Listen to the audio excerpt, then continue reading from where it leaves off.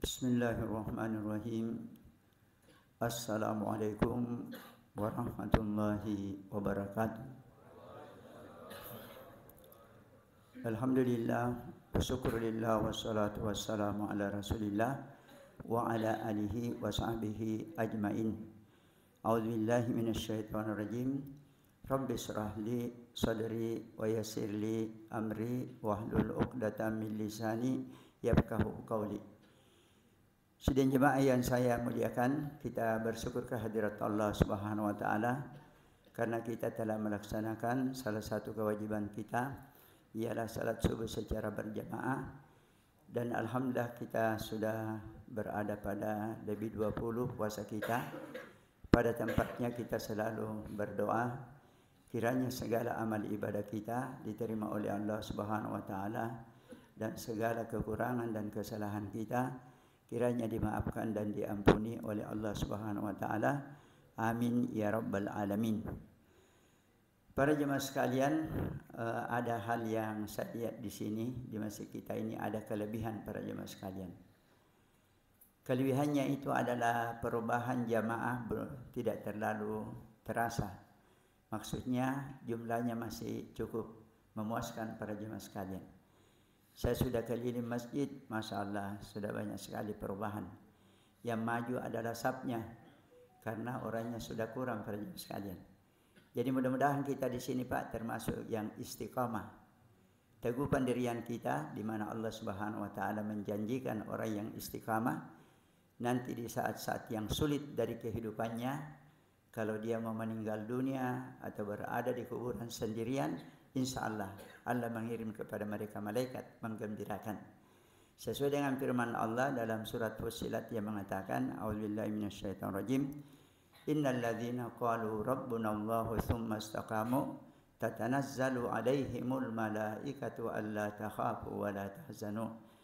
Sesungguhnya orang-orang yang mengatakan Tuhan kami Allah dan dia istiqamah, teguh pendiriannya di dalam beriman dan beribadah kepada Allah Subhanahu wa taala, maka di saat yang sulit akan datang kepada malaikat Allah yang mengatakan la takhafu wa la tahzanu. Jangan takut dan jangan duka cita. Wa abshiru bil jannati allati kuntum tu'adun. Bergembiralah kamu dengan surga yang dijanjikan kepada kamu. Yang kedua para jemaah sekalian, saya juga melihat di beberapa masjid yang saya kunjungi, mungkin masih pengaruh Covid, itu tidak bisa rapat para jemaah sekalian. Masih ada jarak antara jamaah satu dengan yang lain Pak. Saya Pak maju-maju, kelihatan tidak senang diajak untuk rapat-rapat para jemaah sekalian. Kalau kita kasih rapat kakinya, tarik tongi. Jadi masalah para jemaah sekalian tidak paham. Kalau kita di sini Pak, alhamdulillah boleh dikatakan nilainya sudah 90. Tinggal 10 yang mau disempurnakan. Karena di dalam hadis itu dikatakan, inginkah kamu bersab sebagaimana malaikat bersab di hadapan Allah Subhanahu wa taala? Mereka itu merapatkan bahu dengan bahu dan kaki dengan kaki para jemaah sekalian. Jadi kalau kita ingin sempurnanya itu sab, ya bahu dengan bahu dan kaki dengan kaki rapat Pak. Dan pernah saya mendengar ceramah bahwa akan ada itu energi yang mengalir. Energi yang positif antara satu jemaah dengan jemaah yang lain kalau rapat begitu para jemaah sekalian.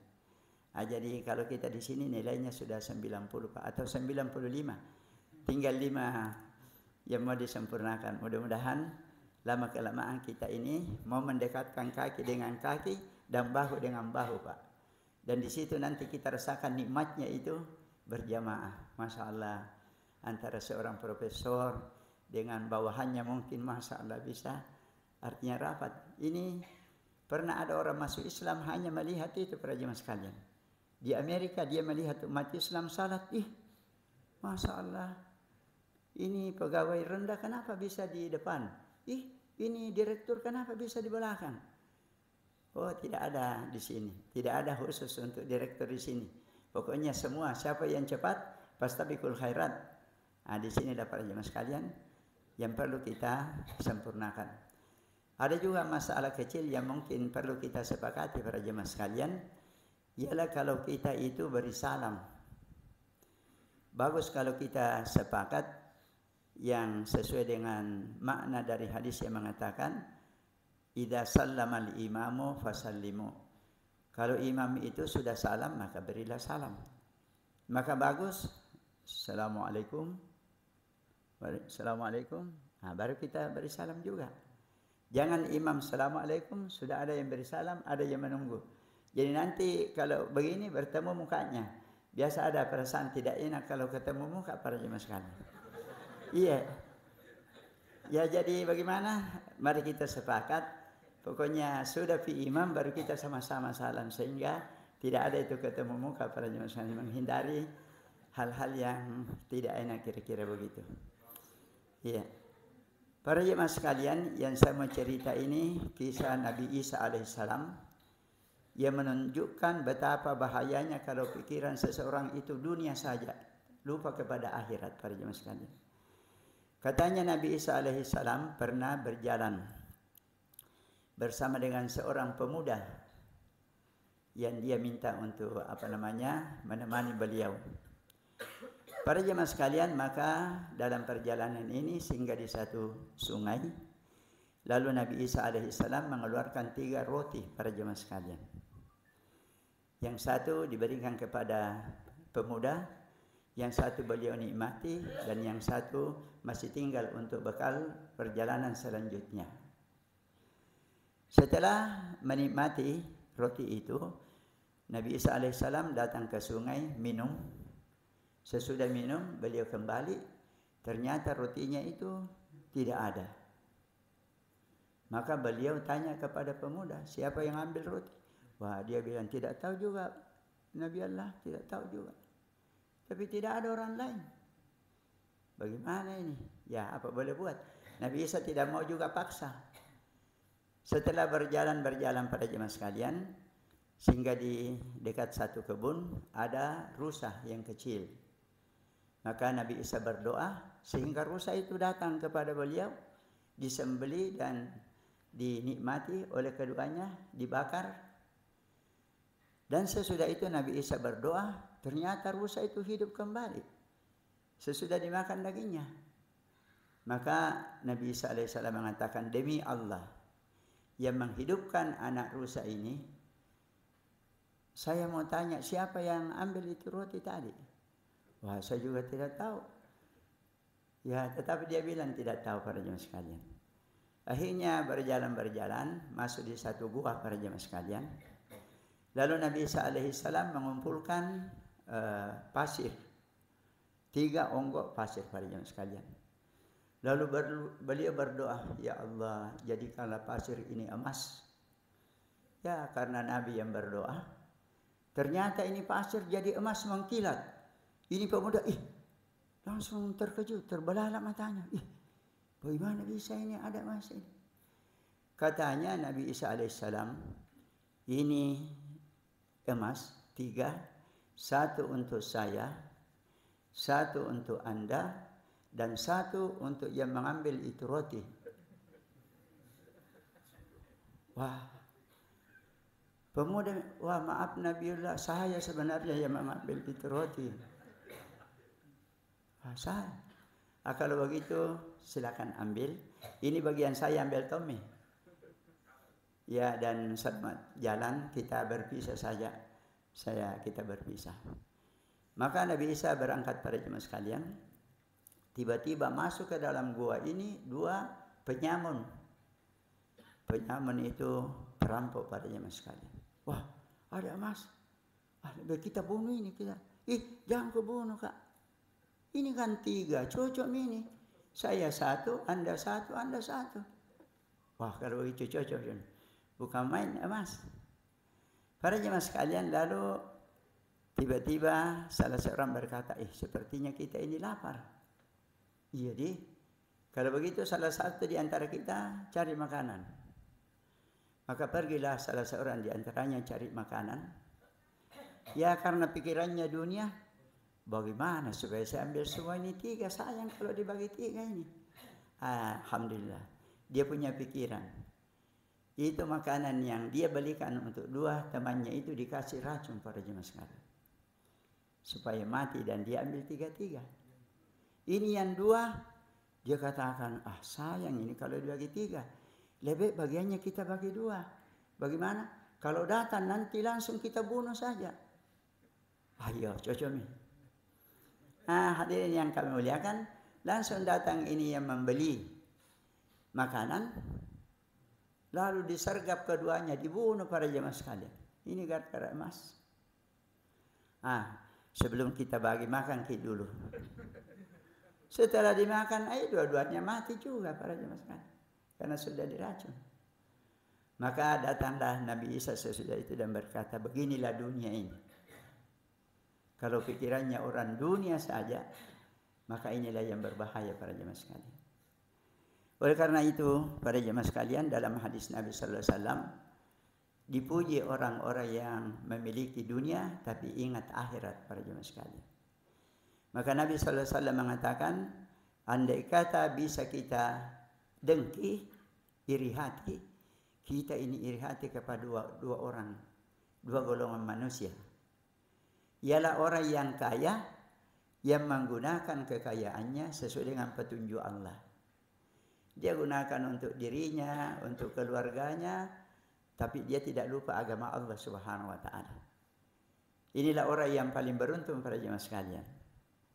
Yang kedua, orang yang berilmu, yang memanfaatkan ilmu, dia amalkan dan dia sampaikan kepada orang lain. Maka para jemaah sekalian, ini sebelum saya lanjutkan, saya mau tanya, kira-kira kita semua ini Pak mau husnul khatimah atau tidak kira-kira? Ya, lebih-lebih saya. Iya. Kira-kira kita mau masuk surga para jemaah sekalian? Ya, inilah yang kita cari sekarang ini Pak. Kita ini lama-lama duduk di masjid karena mencari surga para jemaah sekalian. Ya. Jadi mari kita dengarkan ayat di dalam surat An-Nahl para jemaah sekalian. Cuma saya lupa, saya mau lihat tadi tidak sempat. Ayat berapa itu, tapi gampang dicari para jemaah sekalian.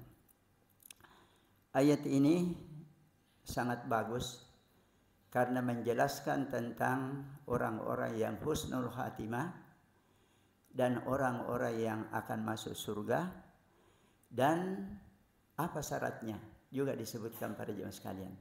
Ternyata syaratnya itu adalah Quran dan takwa para jemaah sekalian. Maka ayat ini mengatakan, a'udzubillahi minasyaitonirrajim, wa qila lil ladzina taqaw madza anzala rabbukum, dan dikatakan kepada orang-orang yang bertakwa, apa yang diturunkan Tuhan kamu? Coba Ustaz Sinuddin cari itu ayat supaya ya. Madza anzala rabbukum? Qalu khairan. Dan dikatakan kepada orang yang bertakwa, apa yang diturunkan Tuhan kamu itu? Qalu, mereka berkata, khairan, kebaikan. Tidak mungkin Allah menurunkan yang bukan kebaikan. Ya, 30, Masya Allah, ayat 30. Mungkin maaf ini Prof Bahar kapan tahu ini 30 Pak?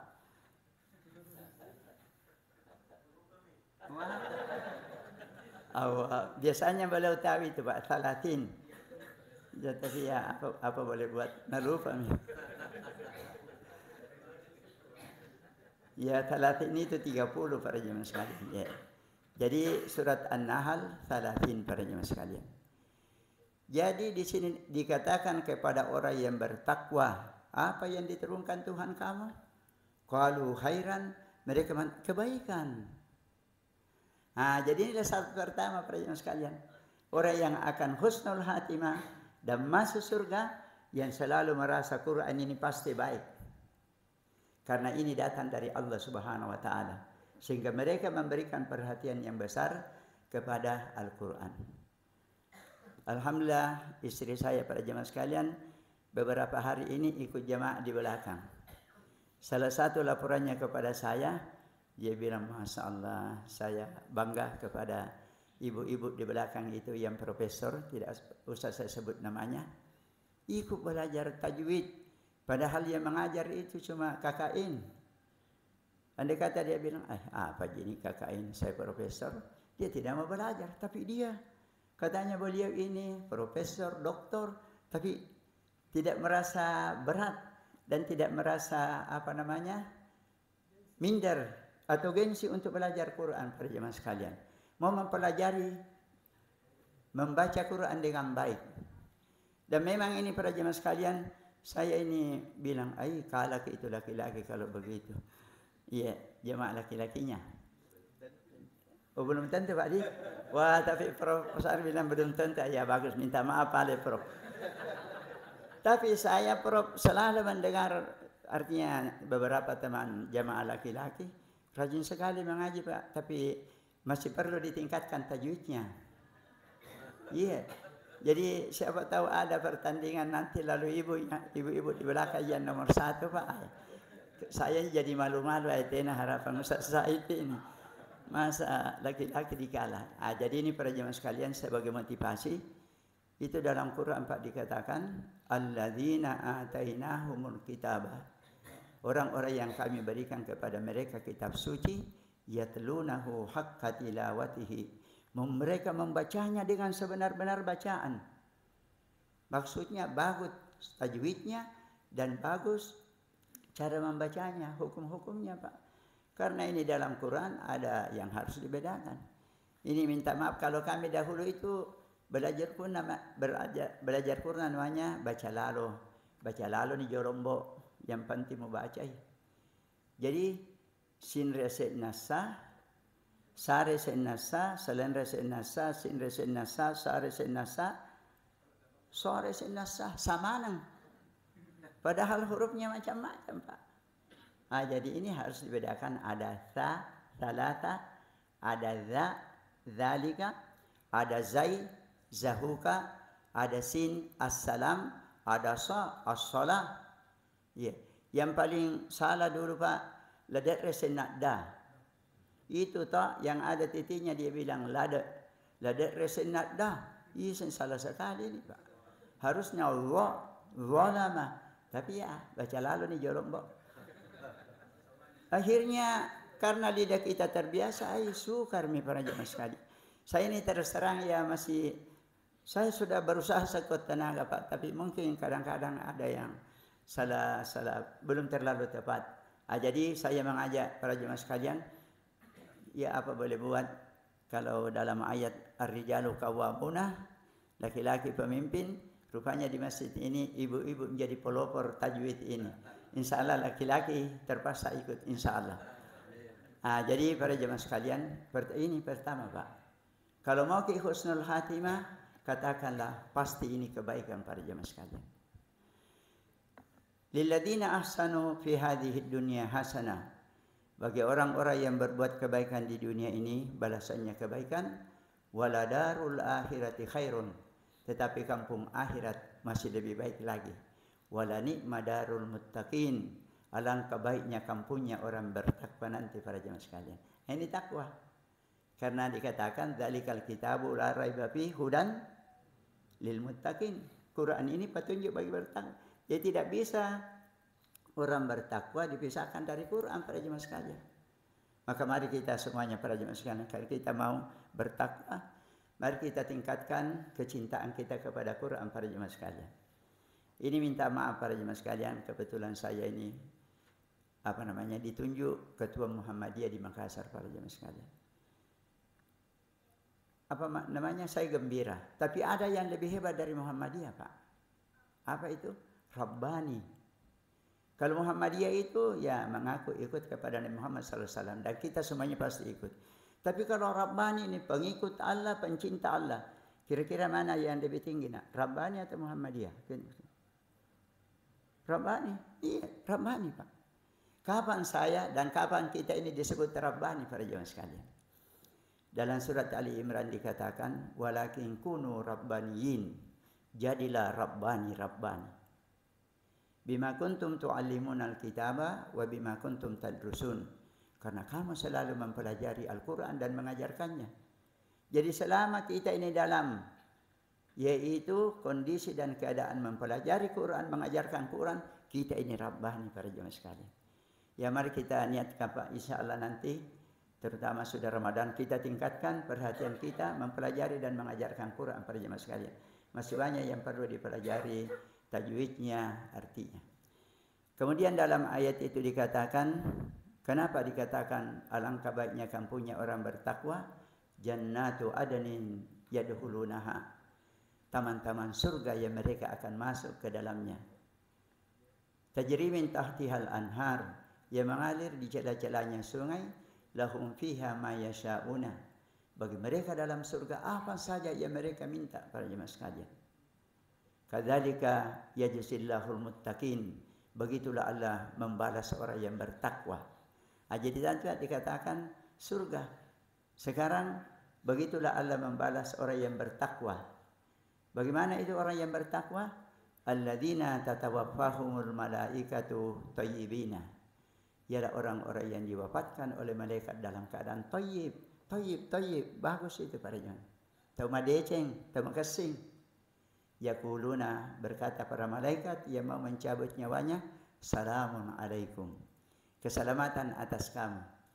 Kira-kira bagaimana para jemaah sekalian? Malaikat mau mencabut nyawa kita, tapi beri salam terlebih dahulu. Kira-kira ini Pak, berita-berita baik, tanda baik atau berita buruk? Iya, tanda baik. Malahan dalam tafsir dikatakan, sallallahu ala ta'ala, Masya Allah. Sallallahu ala ta'ala. Salamnya Allah kepada Anda. Karena Anda bertakwa. Udkhulul jannata, masuklah kamu ke dalam surga, bima kuntum ta'malun. Karena amal yang kamu lakukan. Kenapa bisa langsung masuk surga?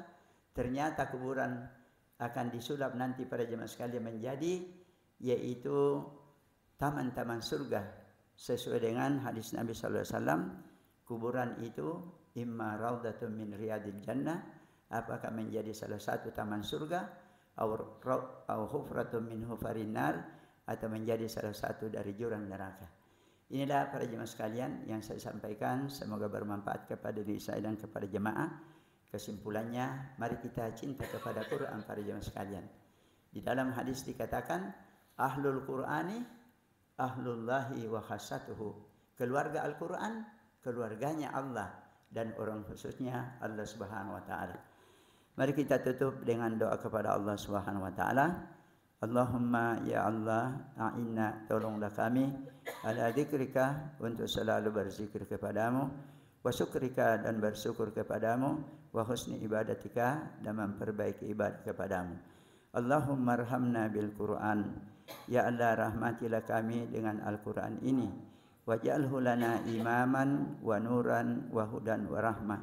Jadikanlah Quran sebagai imam, cahaya, petunjuk dan rahmat. Allahumma dzakirna minhu ma nasina. Ya Allah, ingatkanlah apa yang kami lupa dari Al-Quran. Wa allimna minhu ma jahilna. Ajarkanlah yang kami tidak ketahui. Waj'alhu hujjatan lana ya rabbal alamin. Jadikanlah Quran sebagai pembela bagi kami, ya Allah Rabbul Alamin.